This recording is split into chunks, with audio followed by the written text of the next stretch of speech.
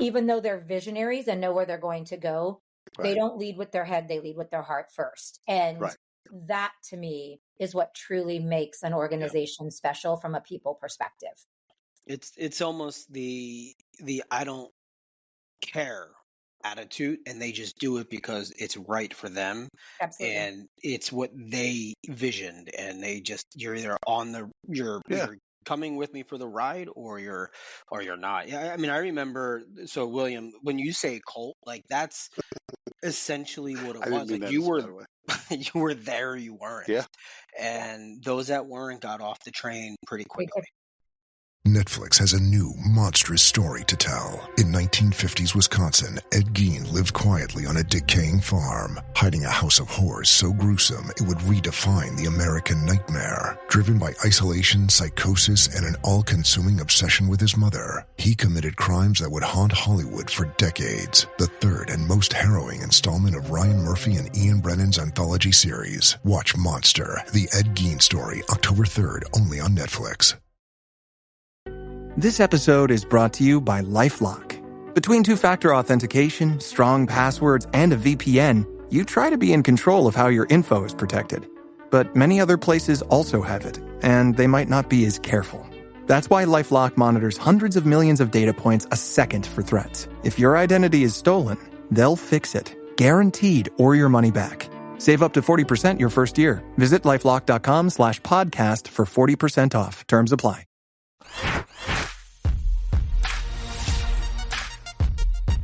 Hey, this is William Tincuff and Ryan Leary, and you are on the Practitioner's Corner. Thank you for joining us.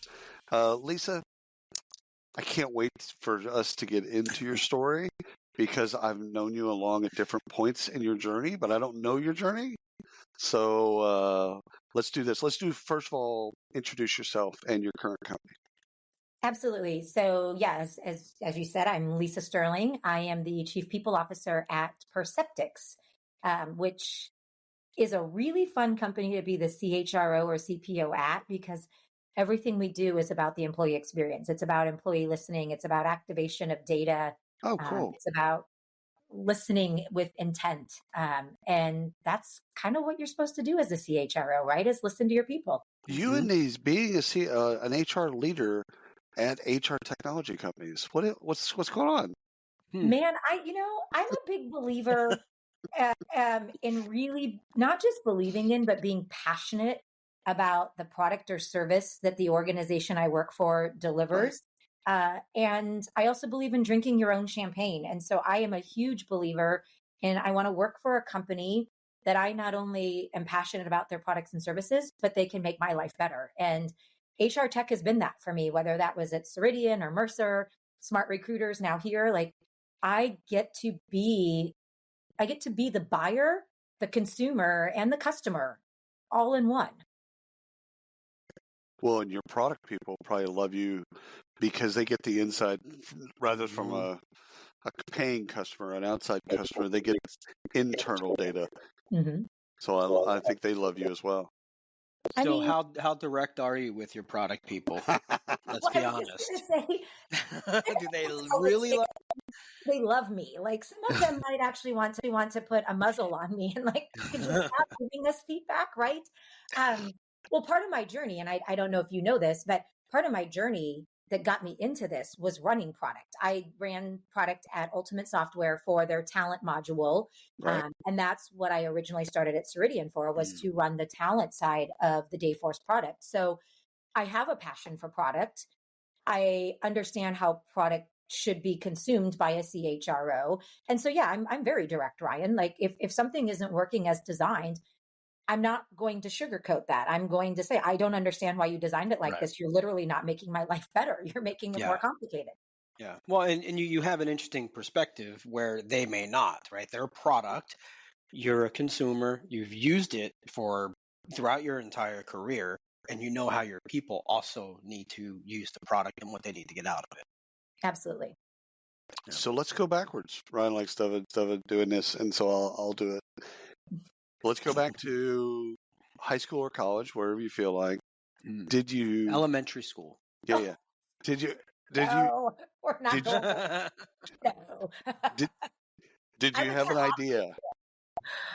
Did you have an idea if this is what you would end up doing, or did you have a No. different? Did you have a different path? What was your path? So as you know from what you do know about me, I'm a talker. I have a lot of opinions. I'm very direct. I like to ask hard questions. I wanted to be a defense attorney or be in the FBI. I thought those two paths were going to leverage my strengths, my curiosity, my sense of always wanting to dig into and understand why things are the way they are. And that was the path I was going to go down. Then I went and started college and I was like, oh my God, I don't want to go to school that long. Terrible. Nope, Yeah. we're done. We're done. That's an 8-year journey. No, that's a bad idea. Yeah. Yeah. And then I'd have this mound of debt and I'm like, oh, great. So I'm going to be working and I'm literally going to be paying off loans versus buying new cars and the big house and all these things that I thought having those types of jobs would afford me. And so, I quickly got an opportunity at the time it was called Rudy Karsan Associates. It eventually became Connexa after multiple name changes. And I got into sales and I realized that all the things that Ryan, stop laughing, all the things my mother and father got told about me in junior high and high school at conferences that were perceived to be negatives. Right. I found a way to harness them in a way that actually elevated my ability to make an impact. I recently got the opportunity to be part of a best-selling book now called Now Near Next. And I wrote a whole reflection in there about the fact that I was continuously being made to feel like my voice should be not heard, that I should be seen, not heard as a young female, both in high school, early in college, and then early in my professional career. And sales gave me the opportunity to say to hell with that. I'm going to be heard. And I was able to use my influence and energy and passion to make money, right? To maybe not be able to afford the Maserati that I aspired and still aspire to have. But it was a path to getting me going somewhere. And I started at an HR tech company. So I quickly learned about HR. I will tell you, I used to joke, and I joked about this when I got offered my first CHRO role. I was a walking HR violation for many years, I think. I had a refrigerator in my office when it was okay that had beer that we could drink at 4:00 on a Friday afternoon, right? That's normal. Not okay now? That's normal. Yes, if you work from home, Ryan, you can do whatever you want. or if you work for Anheuser-Busch, that's a different bit. That's expected. Now, wait a minute. What was because Rudy was running Connexa. Yes. What was because Ryan worked for Connexa as well for years. Yeah. So what was your paths or what was your time periods? So I started at Connexa in April of, oh my gosh, how do I remember this? I can't remember what I wore last week and I can remember when I started. April of 2001. Mm-hmm. And then I left early 2009 because I had this wild hair that I'd had for many years that I wanted to get out of this tech space and go be a state farm agent and run my own state farm agency. It was an awesome diversion. I learned so much about running my own business that I quickly jumped back into the HR tech space and said, "Ooh, I'm done with this." That sounds like someone who goes to real estate. Yes. When they need a job. Like, I'm going to get my realtor's license. Yeah, a real estate license. Yeah, let me do it. They do it for a bit and they're like, this is horrible. Lisa, you'll love this. And I won't do it now because it'll be a big blank camera. Oh, maybe I will. I'll let you two talk. Literally right there, 2 feet away, I've got 2 Tenexes, the big ones that we had at the Lincoln office. They're sitting there and I want to hang them on the wall. My wife tells me that would be the most asinine thing ever to do. I love the Tenexes. I don't know why. Connexa was a great company. They did great stuff. I mean, Rudy if you didn't fall in love with Rudy, something was wrong with you. Yeah, Rudy had a vision back then. Right. That a lot of people couldn't wrap their head around. He was a visionary and saw a path to bringing all of these different tech stacks together to do what a lot of the HCM solutions are doing today. I know. He was doing it back in the early 2000s when people thought he was crazy, right? Like we acquired Web Hire. It felt like every 3 weeks we were acquiring a company, honestly. Right. But Did y'all overlap, Brian? Did y'all overlap we in your did. time period? Yeah. That's why I said, I was like, I feel like I know you. Like, Yeah. it took me a moment to remember. Well, she was on the. You must have been in the Lincoln office then. I was. Yeah. So that's where I took. So I was down there for something, and Amy Osorio were walking through the hallway, and I was like, I really want those. If you ever get rid of these two very specific ones, I want these. And I left the building, and she shipped them to my house. I was like, that is amazing. That is amazing. And they're literally sitting right here. I'm going to hang them up. Listen, I can't believe this is an alumni meeting. That's Look how at lame you. I am. I'm literally going to hang something up from 20 years ago, whatever it's been. Yeah. I mean, Conexa was, it has a special place in my heart. One, because it really, Troy Kanter, who I still talk to this day, saw something in me that I don't know that nobody else saw, but he took it and he ran with it, and he challenged me to get out of my own way. Challenged me to think differently about certain things. And to this day, I still give him a lot of credit for the success that I have had, because he believed in me when I was a smart mouth 20-something who thought the entire world owed I'm me. gonna say fireball. Is that the technical term? Fireball? Not what's in your fridge, but No, you know. yes. However, I do like Fireball. I'll just say that. I do too. I do too. The other reason it's special to me is it is where I met my second husband. Right. At one point I worked there, my husband worked there, my brother-in-law worked there, and my sister-in-law worked there. The whole Sterling clan ran different parts of the business. And I remember so we had so many like family dinners, Thanksgiving, whatever, where my mother-in-law and father-in-law would come and we'd all be talking shop, right? Like sales, Shane was strategy. Yeah. And my father-in-law looked at me and he goes, I don't even understand what the hell you people do. Why are we here? Why are we here? I just came for the turkey. We're building smarter work. Y'all are doing a strategic offsite. I just wanted mashed potatoes and gravy. Yeah. Connection was good for they were good. I love the company. I fell in love with the company from day one. I still have a lot of relationships with people from there. But there were specific people in the organization, and in short, it's kind of affected you moving forward, that had an impact on my career and everything that I've done and the way I think today. And I can pick out moments for each of those people that I thought when I first saw them, like, yeah, you're not the brightest. Like, I'm not, but then, a month later, I'm like, wow, I was wrong. And they shaped you were not on. You were always the brightest.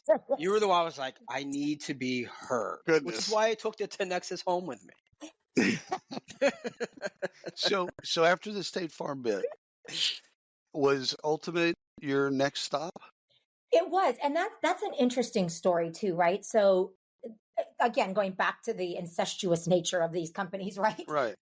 There was a gentleman who, Ryan, you might remember him, Zach Thomas, who worked at so he ran product. That's her cousin, by the way. No, of course. Not a dear friend. He's gone on to do all kinds of cool stuff. Right? He reached out to my husband and asked Shane if Shane wanted to leave Conexa and join him at Ultimate. He was running product for Ultimate, but it wasn't for the recruitment side, which is really where Shane's expertise was and is. It was more on the performance, career, leadership development side. And Shane's like, you should be talking to Lisa. And so it was about that time that I was really starting to contemplate, like, is this being my own boss, having this really small organization, not being part of something big and grandiose, right? Is this for me? And so Shane and I had a really difficult series of conversations financially, because we were going to walk away from a building lease and all kinds of stuff that comes with this that could have a detriment to our family. And I made the leap and said, you know what?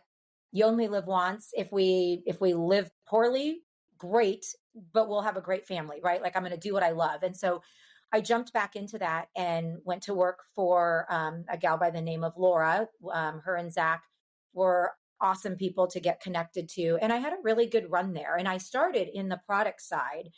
And then over time, started to move into how do we become the best consumer? Again, this concept of drink your own champagne, of leveraging our product. Because the one thing that Ultimate wasn't great at that time was being their own best customer. Like we practiced some of what we preached, but not all of what we preached. And Viv Mazza, who is one of by far the best chief people officers I've ever known and had the pleasure of working with in my career, really was like, yes, we should start doing this. And so we were doing all these amazing things from an HR perspective, but we weren't leveraging our product in the way that we should. And I think that's really where my love for product and HR started to overlap. I still at that point would have never told you in a million years that I was going to go be a CHRO, but I really liked the ability to get involved in parts of the HR aspect, the fun parts, and then implement the technology to make our people's lives easier, to make accessibility to data easier, to make,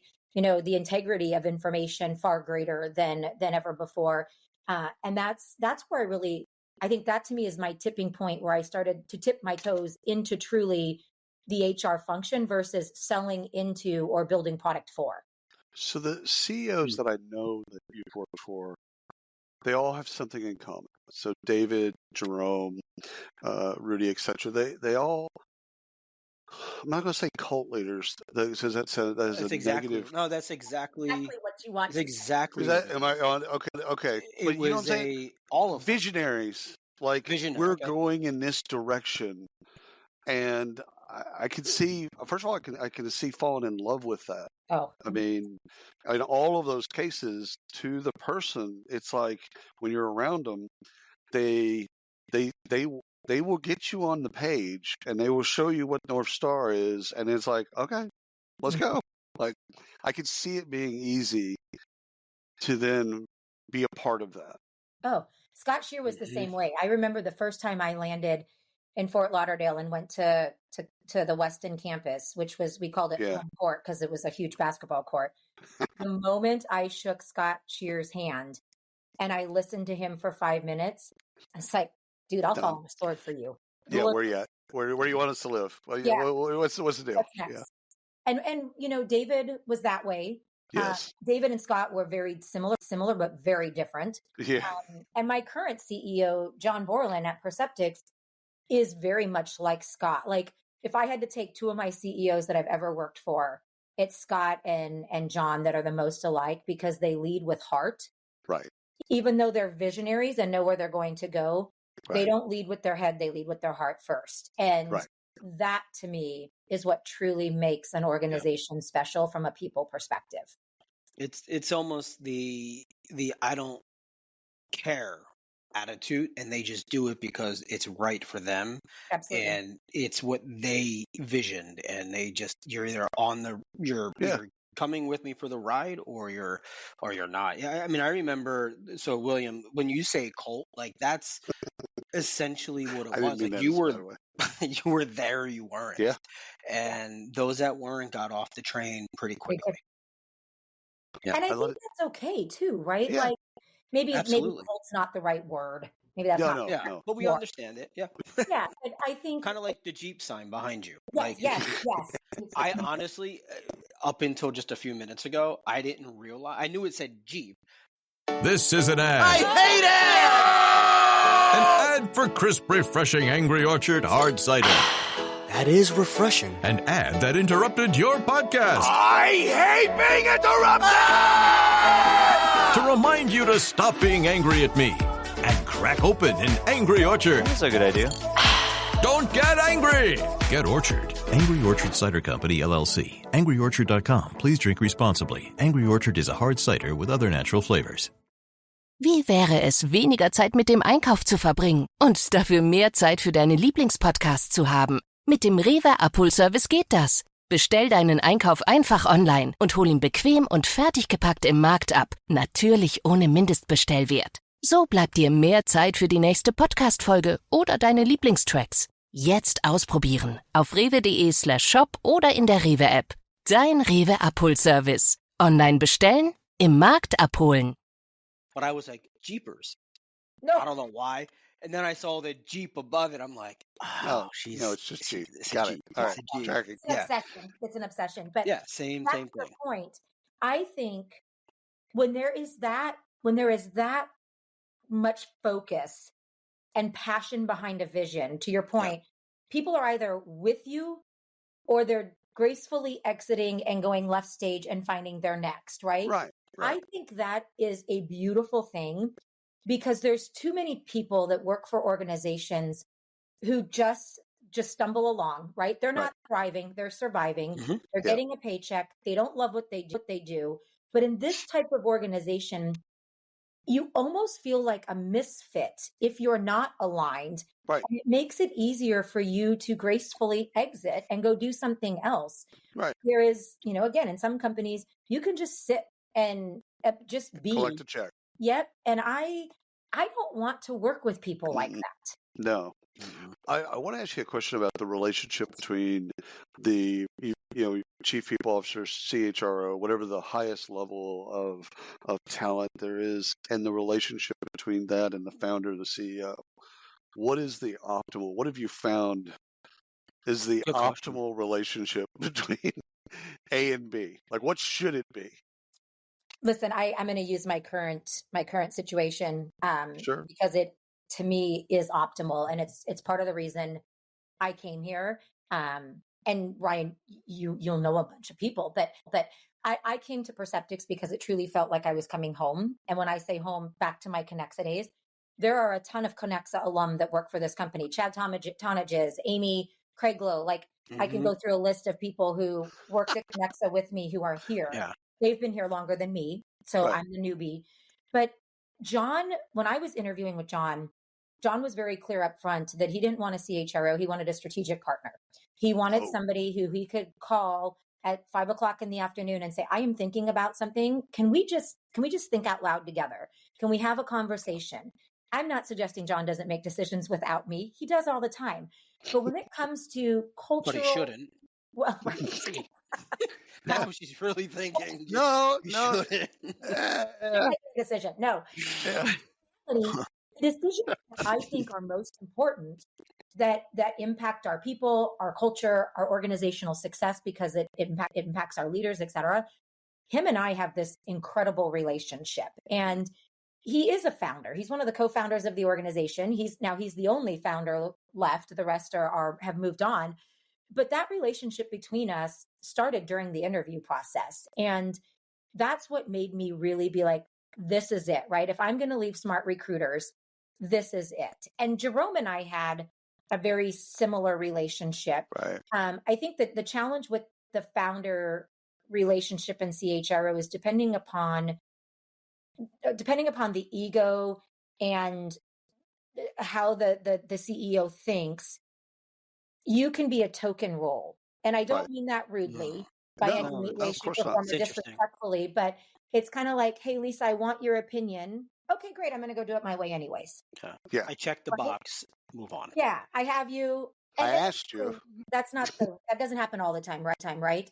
It's not that way with John. Like, I'm not going to say he always takes my approach, but we can sit and iterate and banter back and forth in a really productive way and come to a collective agreement. But it is a collective agreement. It's not I don't care what you have to say. I'm just moving on. So I've got a question here about, and this is leaving one organization as a CHRO or a CPO where you're not just a token, you're a strategic advisor. So leaving one leader to the next leader. How do you make that decision? When do you come to that conclusion? Like, okay, it's time to leave this leader and go to support this leader here. Is it a vision change? Is something change in a relationship? It's How like does that changing work? religions. I mean, it seems to me that it's like going from Presbyterian to Methodist. Yeah. Like Unless you're just a token, but you're not. Oh no, that's different. No. Yeah. I mean, if you're really bought in, I think that's what Lisa's saying. When she buys in, when she goes in, she's all in. She pushes the chips all in. Yeah. But your question is really interesting. It's like, at what point do you take your chips back and you do something different? Right. Do you wake up and say, "Yeah, I'm over you," or is it like something that builds up and you're just like, my work is done. I need to move on and build. About my past relationships and Brian. Philly called. They want their directness back. Yeah, I'm done with you. I love it. I love it. Whoa. So Ryan, it's an interesting question because I can't answer it in the way that you're asking the question, and here's why. When I chose to leave Ceridian, Right. I had major health issues, and I literally went into surgery on January 2nd, 2020, and had 4 different surgeries done all at one time. Oh my. 4 weeks later, I proceeded to get on an airplane and fly to Europe to speak at an HR tech conference and then go to Scotland. And during that time, my body had not been given time to recover the way it needed to. And I started to I didn't feel good. And on that flight home, I remember thinking, this is pre-COVID, right? Like I'm getting home February 11th, February 12th. Wow. I remember thinking to myself, what in the hell am I doing? Like, I am not putting my oxygen mask on first, like my flight attendants needed to do. Yeah. And so for me, it was, I wasn't leaving David. I wasn't leaving Ceridian. No. I was moving to take care of me and put me first. Well, and if I remember that whole process, not just their Ceridian was when I worked with Dayforce and Ceridian separately and then collectively. They were a hot mess for a long time. They were. Right. And so you joined them in that process and you got the boat on the right path and pointed in the right direction, built in the right way, and you took them back public. Yep. And so on a certain level, like I looked at it outside looking in, like you did your job. You did the job. You did the bit. Like you didn't really need to do anything else. That also was in conjunction with having a health crisis or a health scare. It's like that's that moment in life where you're like, you know what? Let me rethink. Yep. That's a good time to rethink. It was. But you did a wonderful job at Ceridian. I got to work with you a bunch on different things. So, and again, nothing about Ceridian, about the hot mess comment. It's just, they were a company, a 30-year-old payroll company that just needed to be modernized. And David was the breath of fresh air 100% that company needed. And that's exactly right. To this day, he will always hold a very special place in my heart because he is who pushed me to go into the CHRO role. I remember him calling me one evening and saying, "We want you to be our chief people officer." And I was laughing out loud. Yeah. That's no. Terrible idea. Terrible idea. He said before, like, I'm a walking HR violation. I say what I think. I don't really adhere to policy. I think policy's stupid and needs to be broken. Like, I'm a grown ass adult. Just give me the power to do my job and stop putting parameters around me. All those things. So I told my husband, went downstairs and I told my husband, I was like, he laughed. He's like, you did what? You turned down. Do you know what kind of money you can make? And I was like, do you know how miserable you need to call him back. I was like, babe, I know. So I sat on it for a few days and then I was like, okay, I'm going to call him back. So I called him back and I started asking questions like, how much power do I really have? Like, what are you really going to go let me do? And he gave me a blank canvas and said, the reason we want you to do this is because you don't believe in 90% of what HR is today. Go make it what it needs to be. And from that point, that was in 2015, we were about a 1.9 on Glassdoor. Right. We spent the next 3 years investing all of our time and energy in truly an integration between Dayforce and Ceridian, building the right culture, ripping out old process and governance. And right before we went public on the NYSE in April of 2018, we were named one of Glassdoor's top 15 companies based on our employee advocacy. So we went from a 1.9 to a 4.7 in 3 years. We had the most successful IPO on the TSX that year and one of the most successful on the NYSE.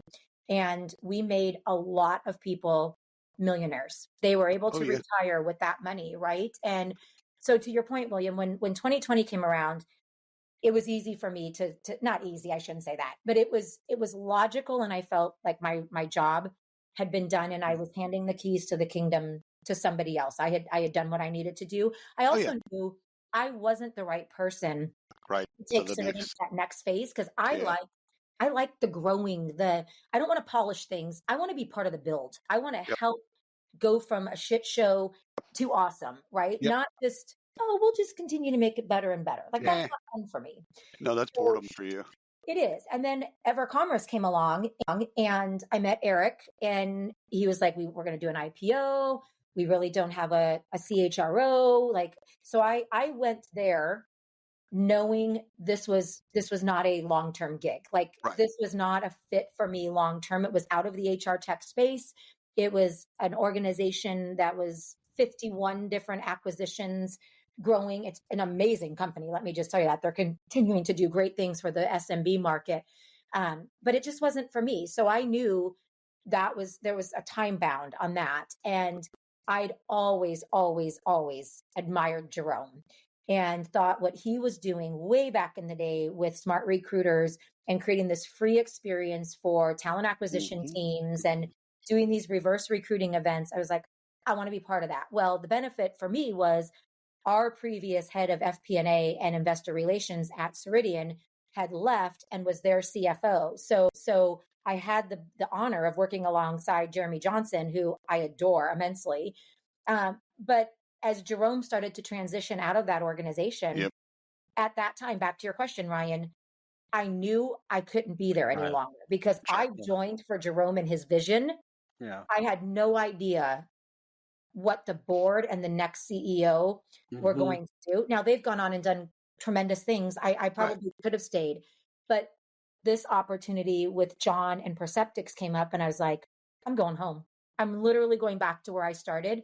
And my goal is that I'm not working full-time anymore, that I get to go into a consulting role or a coaching role or just be on boards or whatever. But this is hopefully my last stop. And it's a damn good one. They're going to pull you back in. There's no way. I'm sorry. That sounds good. I love hearing people say that. I'm just going to I want to be on board. The phone's ringing. It's Rudy. And, he wants you back. And then, I'm just kind of relax. No, sorry. I like board work. I will say I got on my first board 2.5 years ago. I freaking love it. Like I love to be able to see from other perspectives what people are doing.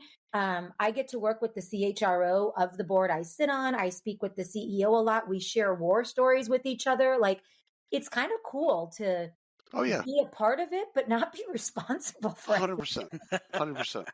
Well, if you're on the directors, you have a fiduciary duty and you have all of that other stuff. So there is some things that can get sticky. They are not always there, but they can get sticky. And what most people don't understand about the board of directors is that they're the ones that actually run the company. They are. The management team is there, and but they cannot be there. Yeah. And the board can make that decision as a board. So absolutely. But I think I say this all the time about myself that I don't believe in retirement. Because people in my family, when they retire, they die. Oh, Jesus. Okay, I'm not retiring. That went dark. That escalated quickly. And you thought this was your last stop. No, I'm just saying, for me, and I've learned this, Can't you just mow the lawn and be happy? Like, you got to die? No, it's just one of those deals. I'm not going to retire. I'm just going to die in the fields. It's like, it is what it is. So this idea that I'm going to get to a place and then go play golf, I don't have that illusion or delusion. I'm just not going to be that guy. So I hope you do become a consultant and be on a bunch of boards, but my gut tells me that there's going to be another shit show of an HR tech that has a wonderful founder, and you're going to go, I could go do that. I could do that. Absolutely right. I mean, we were on vacation last week for my daughter's senior spring break, and I was like, I am keeping my laptop closed. Well, I actually didn't bring my laptop. I brought my iPad. Not going to look at my phone. 100%. Laying by the beach, and I'm like, I'm just going to peek at Slack. Nobody's here. I can do it. My kids are reading, right? Like my kids are avid readers. I have and this is funny. This will tell you a lot about me, and maybe I shouldn't share this out loud, but I'm going to anyways. I had a number of years ago, went through a period of time where I was getting really bad migraines. My father died of a brain tumor. And so I got paranoid, right? I'm like, oh my God, my dad had a brain tumor, all kinds of bad things. Went in and saw a neurologist, and they did some type of brain scan on me. And I walked away going, oh my God, this is wrong. And then I was like, wait, no, look at this as positive. My results came back, and I remember my neurologist looking at him and having this face like this. And I was like, oh my God, how bad. Never something you want to see. Right. Yeah. And he's like, I've never seen this before. He literally said those exact words. I'm like, how many weeks do I have to live? And he's like, what? I got a bucket list. Yeah. And he's like, no. He goes, Lisa, you don't have a tumor. And I'm like, okay, then is my brain not completely formed? Like you're looking at frontal cortex? Like what am I dealing with? He said, he looked at it and he said, your brain waves fire faster than anybody's I've ever seen before. And I was like, what does that mean? And he's like, you can move from thought to thought to thought to thought. And it doesn't even register to you that you've moved on. And it's funny because my husband's nickname for me since we've been first dating was Squirrel. And he calls me Squirrel because he's like, you can literally be mid-sentence and immediately go talk to somebody else real quick and come back and pick up where you were and just continue the conversation. And we're all standing around like, what the hell just happened? Who did she But it is a genetic thing that my brain functions that way. And so when my kids sit down and they're like, Mom, you should read a book. I'm like, great. So I'll sit down and I'll start reading. Kaylee's 40 pages in and she's like, where are you at? I'm like, I'm rereading the first chapter for the second time because I still don't understand what's happening in the first chapter because I've thought about 17 different things, right? So when my kids read, I check email and Slacks because they're quick, they're easy, I can respond and I can move on to the next. I can't read. If I have to sit and read a book, it's going to take me 5 times as long as somebody else because my brain doesn't allow me to focus for a long period of time. And that's not me not wanting to. I literally know it's my brain now. So you go into a job interview. Oh, and they ask you what your greatest strength is. What do you tell them? Well, my neurological results. And I'm like, my brain fires really fast. My brain, it is literally on fire. It's so genius. Last question for me. I know Ryan's got something, but last advice you'd give your younger self. What would you say if you could go back in time and say, hey, Lisa? Yeah. I mentioned that I wrote a reflection in this book, Now Near Next. Part of what that reflection about is what I would tell my younger self. And that was, do not let somebody quiet you just because it doesn't feel natural or normal. When I first jumped from being like a VP to an executive, I became a shell of who I was before. Right. I allowed myself to sit at a table and not express my opinions, not raise my voice, not demonstrate the passion that I had. Well, some of that was also people didn't ask your opinions, probably. Absolutely true. But I never had a problem with inserting my thoughts anywhere before. 100%. Some reason, this table, and as I look back, that wasn't the first time. There were other situations in both my personal and professional lives where I found myself in an uncharted space or something I hadn't done before. And for some reason, I lost my voice. I lost my confidence. And I would go back and tell myself that actually losing that, I think, set me back at different points in time. I was able to keep going, which some people might not have. And I think that's concerning. And my other piece would be when people told me to stay the course, I didn't. And I would tell my younger self, don't, right? Because if I'd have stayed the course, I would have never moved from sales to product to operations, back into sales, to the HR role. And my career, I am so proud of. And part of what I'm most proud of is I look at the success of people who have worked for me in the past, either in sales or in HR or whatever. I have a couple of people who have worked for me that have gone on to be CHROs. I'm not suggesting that's all because of me. They were talented in their own right, but that is amazing, right? I have people who've gone on to be great VPs of revenue because they worked with me as an inside sales rep. Yeah. I don't allow other people's opinions or perceptions stop you from doing what you want to do, regardless of who is shouting at you or how uncomfortable you feel. There are no other Yeah, there's no other questions to ask. Walks off stage. Mic drop. Lisa, absolutely. Thank you so much. I know you're crazy busy, so thank you for carving out time for us and our audience. This has been so much fun. I love this, and I think you need your own show. I thought about that. She does. We've got space. Squirrel. Just squirrel. Just squirrel. Done. HR. We're going to get on and just hammer through a bunch of things. Done. Y'all are going to be my first guests. I'm bringing you back. We would love that. But thank you so much for sharing your story, your journey. I can't help but think that people are going to love this episode. So thank you. My pleasure. Thanks for inviting me. And Ryan, it's so good to reconnect. Yeah. Oh, off camera, I'm getting the photo. You're going to see these things. I want to see them. You send me a pic on LinkedIn or something, or I'll shoot my cell phone. I want to see them. Yeah. Oh, they're right here. I'm going to hold it up for you. In the recording.